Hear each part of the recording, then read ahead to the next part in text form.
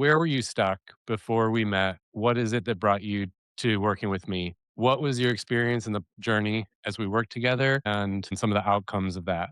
Truly what I've gained from this experience, whether that's consistency in monitoring my finances, how I outreach to clients, how is the consistency evening and out where I'm gain right? Like it's just really like trusting the process of it all.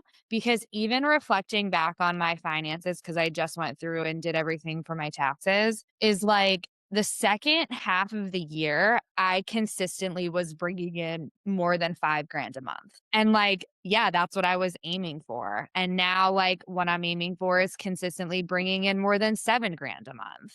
Right.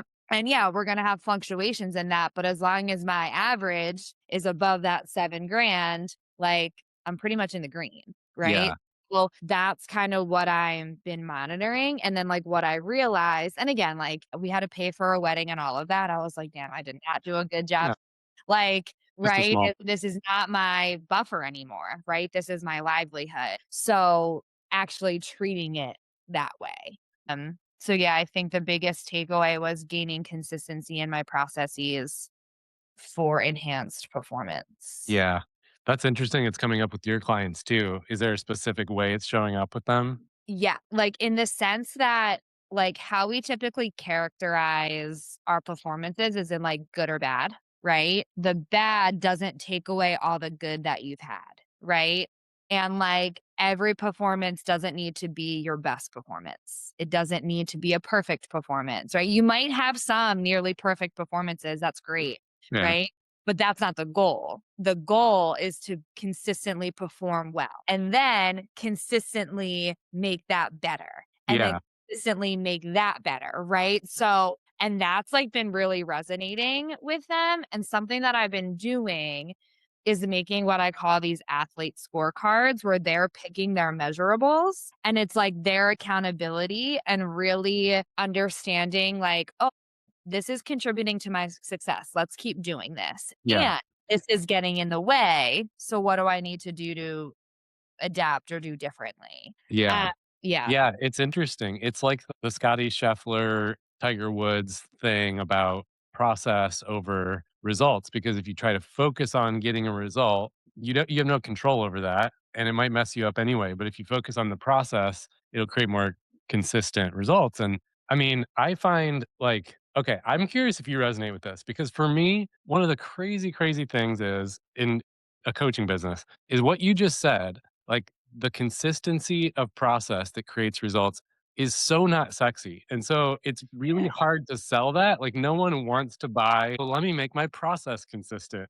And Right. yet, what you and I know and what our clients know is that's one of the most powerful and impactful things on like the end goals that you have. So it's so interesting to me. I mean, anytime I try to market consistent process and systems, it's like it falls flat, but that's actually one of the big things. Yeah. And that's like exactly what, like, that's what Kobe Bryant talks about is like consistency is boring. But Yeah. like, that's what you need to like, is consistency and routine and habits. And yeah, your days are probably gonna like 90% of the time look the same, right? And that's what one of my athletes that I started working with last night. I'm like so excited. I'm like, I love when I get really excited about working with an athlete.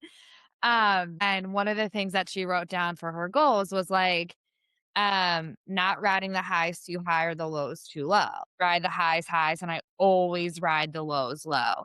And Yeah. that consistency is like feeling the high and coming back down to your baseline, right? Feeling the low, but like it's like not about the success or failure, but how quickly you can recover back to your everyday, Yeah. right? Like that's the goal. Yeah, and maybe another version of that for coaches like us is, online we hear so much noise every day. Every time you log in, even if you're just logging in to make a post, you see 18 other posts of people, go, oh, you should try this and you need to do that. And it can get in your head and you start questioning everything. And then what I found is then that kills your consistency because you have a process and a plan, but you're always deviating based on what you heard last. And it's like, no, no, no. That consistency is boring. You need to TM that quote, put it on your business. Consistency is boring. but that's what makes you elite. Yeah. No, I I'm love like, that. it's so funny, this conversation. I'm like, "Okay, this needs to be an Instagram post. This is content. We're making content right." We are. By the way, I'll tag you in the clips so you can share these. We'll Okay. create a bunch of clips. Okay. So just for Here's what I people who are consistency is boring. That's the key to being elite. Okay. yeah, that's such a good quote. I'm Okay. always doing that. I'm always writing down when people say something. Oh my gosh, that was gold. Okay. So let's back up a second to share with people your name, where you live, what you do, your business, just so they have some context. Yeah, my name is Theresa Junta Johnson. I am a certified mental performance consultant. So I help high performers train and win their inner game. So the game that's happening in your brain and your mind for consistent performance. I am originally from Philadelphia, but I currently reside in Annapolis, Maryland. That's awesome. Okay. So this is really interesting that you said like your stuck point was around the consistent process because I had written down a note this morning that when I thought back, I wrote scattered and needs a clear system was like the theme for you because you also said like you want more freedom, consistency, you wanted like confidence in your pricing, you wanted higher end clients. I mean all the stuff that all of us online coaches want, but that kind of scattered feeling of needing the system and process was a theme. So just talk for a minute about what did that feel like when you were in that place with no consistency? What was that like for you?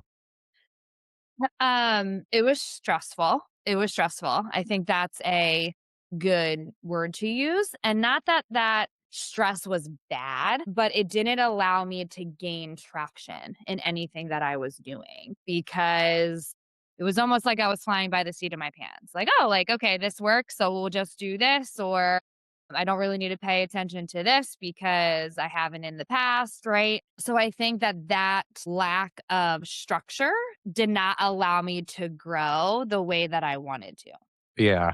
or like Did really you do. Yeah. yeah. Well, that is interesting that you needed to, because yeah, there was a sense of like your business was starting to get momentum, and so you needed to keep up with that, which I can relate to. I've had those moments before. Yeah. Yep. Exactly. Did you was there anything else you had tried to get more structure to grow in that area? I mean, other than, trying different planners and, trying to create more automated processes in my CRM, like trying to do consistent outreach. But again, like none of it was actually planned.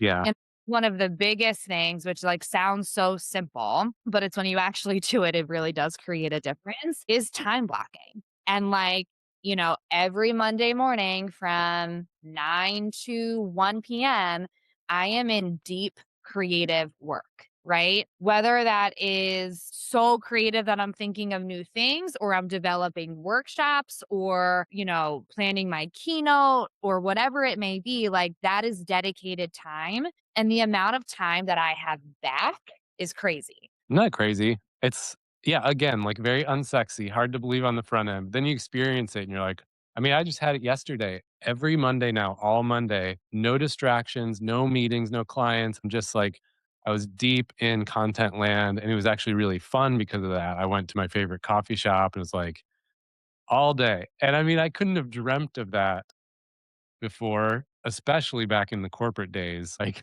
I did not even believe that was possible. But um, yeah, it was almost like you needed I mean, we've talked before about going macro and micro. It's like some of the solutions, like CRM tweaks and stuff, it's like you're playing around in the micro, and a lot of people do that. We all get stuck in, okay, let me just try this new tool or this new technique or tip. But the overarching system is still kind of broken. So we need to be able to come up to the macro level, like redesign the whole system, and then go back into the micro Mhm. in the day to day, but it's hard to I mean, I think this is why coaches also need coaches. Like, I have a coach right now too because I need help getting out of the weeds. Like, that's where my brain is in my business. So, get out of the weeds, see the big picture, adjust, come back down in. Yeah. Yep. Okay, so what was like the deciding factor for you to work with me? Because this is always where people get hung up, you know? Yeah. Well, I'm a big proponent of like referrals and personal connection. So, as you know, we were kind of mutually connected, right? By Mhm. Hillary. And, I was very interested in your business and just how it operated overall. And I actually don't know if you know this, but like I reached out to you originally for like hired work. Like let's make this connection and that was like our That's first right. I forgot about that. touch point. And then that just kind of like you were starting this program, I was in your system, and that's when you reached out to me like with your program. And I was in a time where I'm in a time of transition. It was kind of right around the time I was transitioning into my business full time. Uh, And it just made sense for where I was to help me along the way. And I think yeah, like I've had business coaches prior that just like haven't really worked out because they have a system that's very specific to them and their business. And like, it was almost like we would get down this path, and I'm like, nope, that's not where I want to go. Like, you're not understanding my business. And so I think working with you, well, one, we're in a very similar business, right? yeah. So we have a lot of alignment there, but your process really was customized to me and my goals. And helping me work through them within your system. And I really appreciated that. That's cool. Yeah, thanks for sharing it. It's been fun for me, my journey of growing my business, of doing like fully customized work, especially with corporate clients, having things online that are, kind of set frameworks. And where I get the most joy and fulfillment is the kind of the combo, like taking a framework, but then working with people to tweak and make it for them. And to me, that's really fun because, like you said, we have similar models, even though we're in totally different niches, athletes, performance mindset, me, like business and leadership. So that's fun. We're even talking about a joint gig together this quarter. Yeah. Mhm. I can't wait to see, just because this is going to go out all over the web. So just share a little bit about the online program you're building because I'm so pumped about it. I can't wait to see what happens with it. Okay, so right now, me and a friend of mine who is also in the athletic space, but more so on the college recruiting side, we are building a specific program for recruiting age athletes in lacrosse. So very, very niched, a market that has gotten, for a lack of a better phrase, out of control with just the mentality around college athletics, how to get recruited, but more so like, why do you want to be recruited? And like, what do you truly want and where you want to go? So, we're building out this essentially, it's a year and a half long program where we take that college or that recruited age athlete. So that is an athlete going into their, or a lacrosse player going into their sophomore summer, right? That is like we're setting the Mm. stage for the groundwork, and it brings them through all the way through their junior fall. And so if you're not familiar with the college recruiting process, sophomore and junior year is their big, or sophomore and junior summer are their big summers to get recruited, but they can't officially talk to college coaches until the summer and fall of their going into their junior year. And so what we have found is that there's a lot of stress and anxiety and apprehension and emotions that go along with this process that families are not necessarily guided appropriately through the process. And there's a lot going on with NIL and just generally in this recruiting process. It's a whole different world than what it was even 10 years ago. And so, what we're building out is this program both from a mental performance standpoint of like how to develop the college ready mindset as a student athlete, and then also providing recruitment support from the other side, right? And what to pay attention to and action steps along the way. And we're creating this platform where you have support from both sides, where you Yeah, get to work with a mental performance coach from TG Performance and then someone from the recruiting side as well. it's so cool. It's going to blow up for sure. Yeah, we are very excited about it. Currently our task right now that we're working on is our workbook and kind of some of the content along the way. So when we're ready to launch it by really this summer of 2026, we have all of our marketing points and what to talk to people about. Yeah, so cool. And I want to share this because as we were working on your positioning and nailing your niche, I'm a A couple phrases came up one time that really stood out to me, and I think it's what ties your work with athletes to your work with corporate leaders. You know, the performance mindset element is similar in both.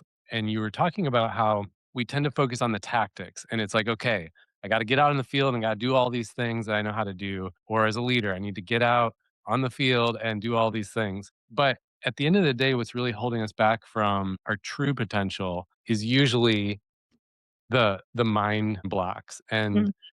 I forget the exact phrasing you used, but it really stood out to me about that's the kind of the battlefield we need to be working on to really be at our best when we're, quote, "on the field." Yeah, absolutely. And I think this is what comes to mind is like a lot of times when, especially when I get asked, like, oh, what's your niche? Or do you like, have you established your ideal client? And I'm like, my ideal client isn't a 16-year-old lacrosse player. It's not, right? Because that could be any 16-year-olds in the country, right? Or in the world. My ideal client is the person who's committed to high performance and committed to bettering themselves every day to be the best version of themselves in whatever performance environment they're in. And so that niche, yeah, it could be the 16-year-old lacrosse player. It could be the college aged athlete. It can be the business leader. It could be the physical therapist. It could be the nurse practitioner, right? And that's where it's been so fun, especially in the last couple of years where my network has expanded and who has reached out to me to come do mindset related workshops and work. And why I'm so excited about this program is because it's more of a passion project because I'm so passionate about the sport of lacrosse and it gave me so much as being an athlete. And that's really what got me into this field. So I think your ideal client can be really like connected to why you do this work in the first place, not specifically who it is. Yeah. Yeah. Okay. I kind of like this isn't quite lightning round, but there's a few topics that you had some breakthrough on that I just want to touch on because a lot of people watching will relate to this. Offers and pricing structure, saying no. I know that was a big one for you. Like, okay with saying no and kind of being able to create a delivery model that works for you, not just for the client. And I know things like content batching and finance systems were big too. So, what about the offer and pricing situation? What were you feeling on that front? Can you remember? I think it was a balance of making sure I wasn't undervaluing myself, but That's right. also staying within a pricing structure that also felt good. Yeah. That I wasn't, like, having these crazy numbers that just because that's the industry standard maybe in certain ways, that it also, like, felt good for me to do. I think another thing is understanding that athletics is a very different finance structure than corporate, and getting used to pricing out the relevance of what that looks like in a corporate setting. Yeah. Yeah, that's right. I know now I remember too, we also talked a lot about just getting it dialed into a place where you kinda know your numbers, they're set and you're confident. Part of the problem a lot of coaches have with the confidence is not really about the number. It's just that we kind of fluctuate too much and we don't know, like, this is the number. And so, I think you also did a lot of good work to just nail down what are the numbers for those different segments. Mhm. Yeah, and that's I mean, and even recently I had a client kind of push back on my offerings and I kind of was like, "Well, it's a two-way street, you know, and, this is how I can adjust this for you next month," right? It wasn't necessarily I'm giving you more work, but I'm giving back what you missed Yeah. essentially, right? So I think it's also about just understanding your client and giving good customer service with also staying firm in your own boundaries and values and what you're offering. Yeah. Yeah, definitely.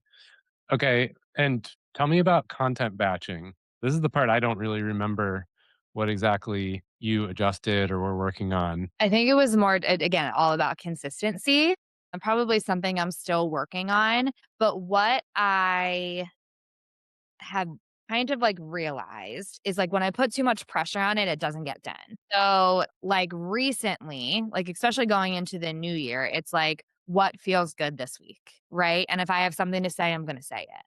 Yeah. right? And as long as I'm covering, I'm gonna say like these 3 different areas, which is like education, me teaching, right? And then maybe like, practicing what I preach or a testimony or something like that, I'm good.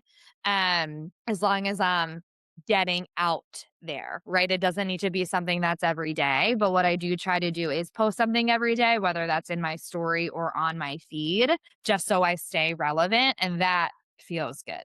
Yeah. Yeah. That's cool. I know I've been on a similar journey where over time I've tried to create more and more process and batching. So now, I mean, I'll spend 2 days a month creating all the content for the following month. And that just feels good because there's so much that I have to do in a given week. I can't count on having all this time for content. But then that kind of swung the pendulum too far. And I would either lose the passion in some of the content or I wouldn't be able to share something real time. Lately, I mean, so far this year, I've been loving a balance where I still batch kind of the posts that go in the grid, and then I use Instagram Stories as a place and YouTube as a place to share more of the week to week or in the Mhm. moment, and that's felt nice because I it's like I'll get off this call, I'm gonna be pumped about something you said, and I can just share that on Instagram Stories right away while I'm feeling that energy, or like weekly making a YouTube that's relevant for clients and audience at that point in time. But yeah, it feels like to your point, something you kinda have to find the balance that works for you, because everyone's gonna feel it different, but also have a different business model they're dealing with. Yep. Yeah, and that's what I like.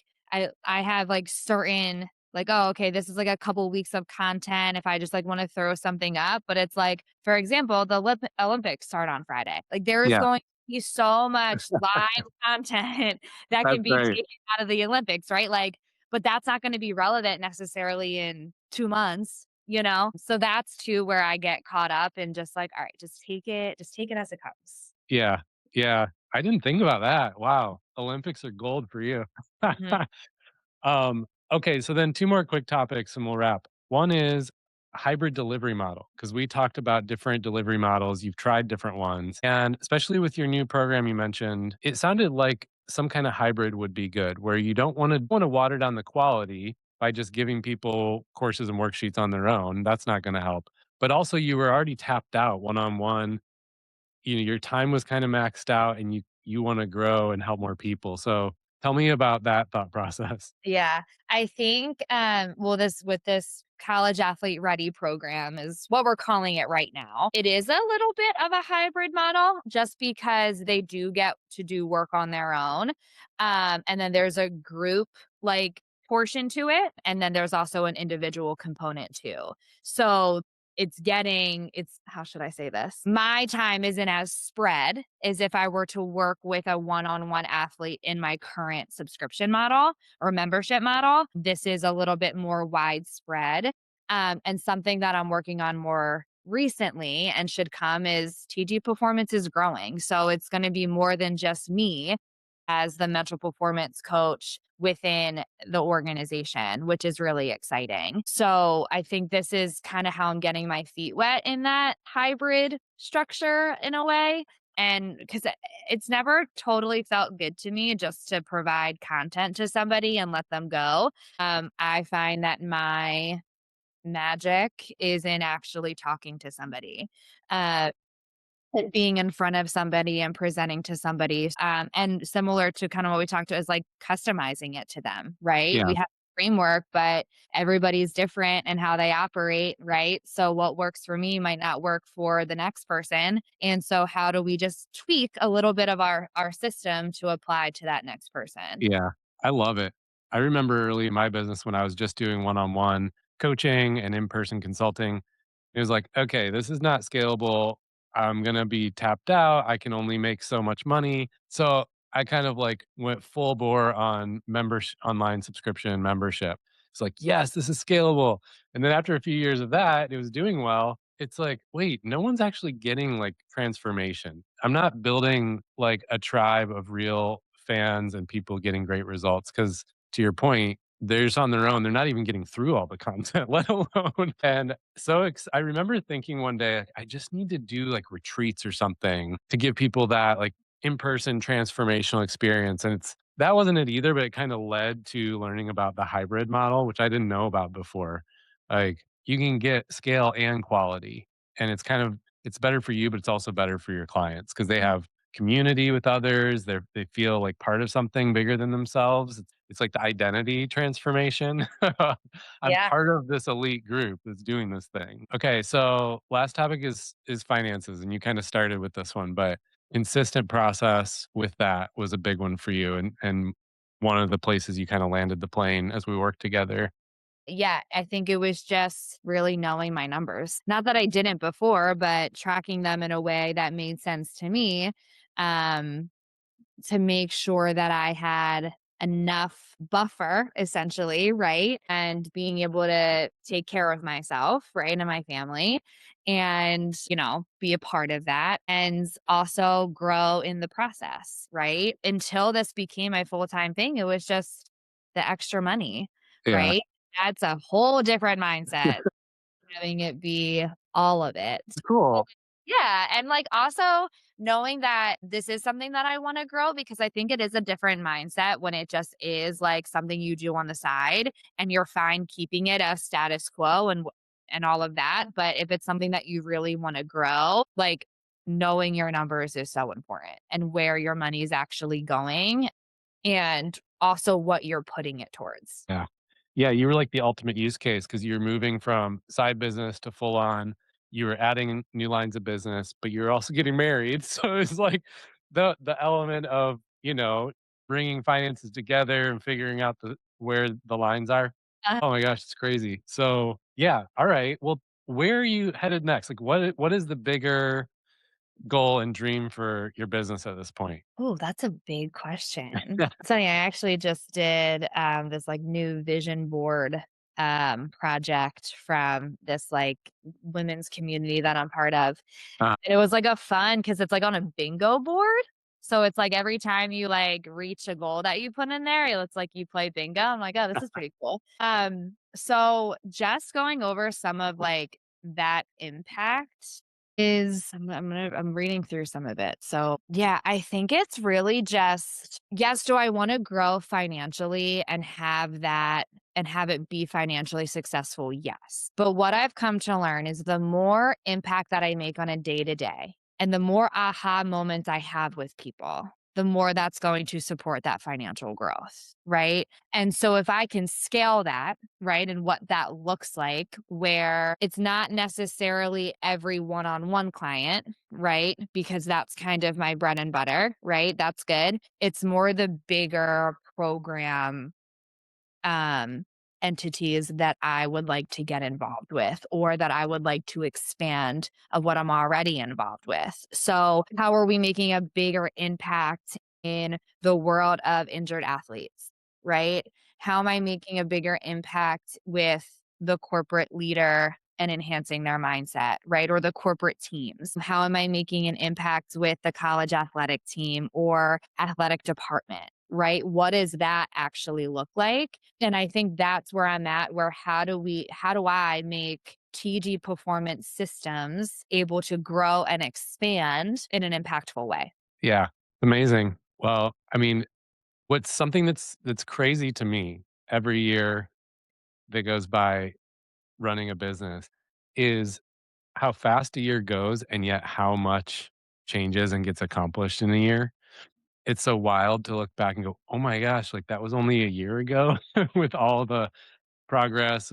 So, in light of that, I can't wait till February 3rd next year because I'm sure it's gonna be the stories will be insane about everything you've accomplished and where you've come. Well, cheers to what's ahead. Thanks for sharing your journey. Yeah. Thanks, Steve. Thanks for being part of it.